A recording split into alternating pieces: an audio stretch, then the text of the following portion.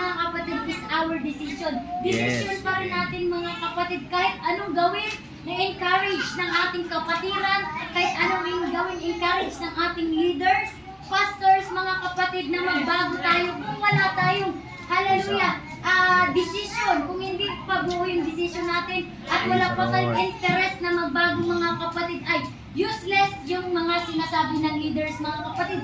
Ano lang yan dito, tawag nito, pasok dito at labas sa kabila mga kapatid. Ganun lang kasimple mga kapatid kapag hallelujah, hindi pa natin maiwan-iwan yung mga bagay na nakasanayan natin or yung gusto natin mga kapatid. Nakikita natin mga kapatid, halimbawa yung kapatiran natin na sumusunod na siya ayon sa kautusan ng ating Panginoon. Samantalang tayo mga kapatid, sumusunod lang tayo kapag may nakakakita sa ating mga kapatid. Hallelujah.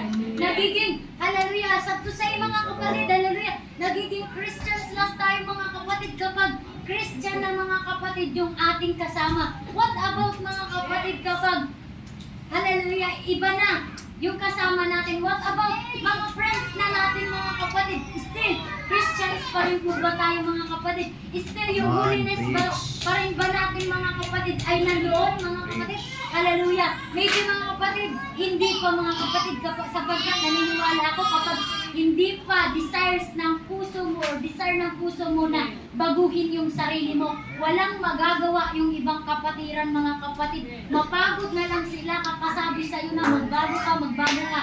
Pero kung sa mismong sa sarili mo mga kapatid, wala kang pagtyaga na magbago, ay useless po yung mga kapatid.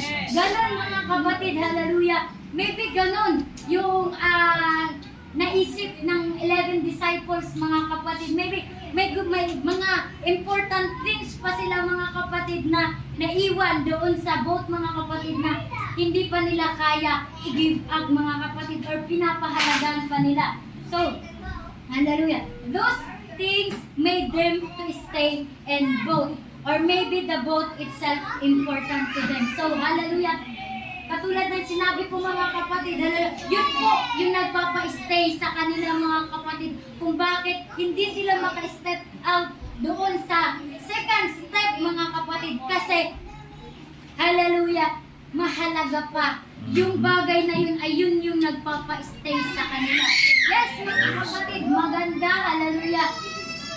Masarap manirahan sa comfort zone, pero hallelujah, tulad ng sinabi ko mga kapatid, hindi ka lalago po sa doon. So maybe the boat or important yung kaya hindi nila maiwan-iwan yun kasi yung boat na yun mga kapatid ay importante yun sa kanila.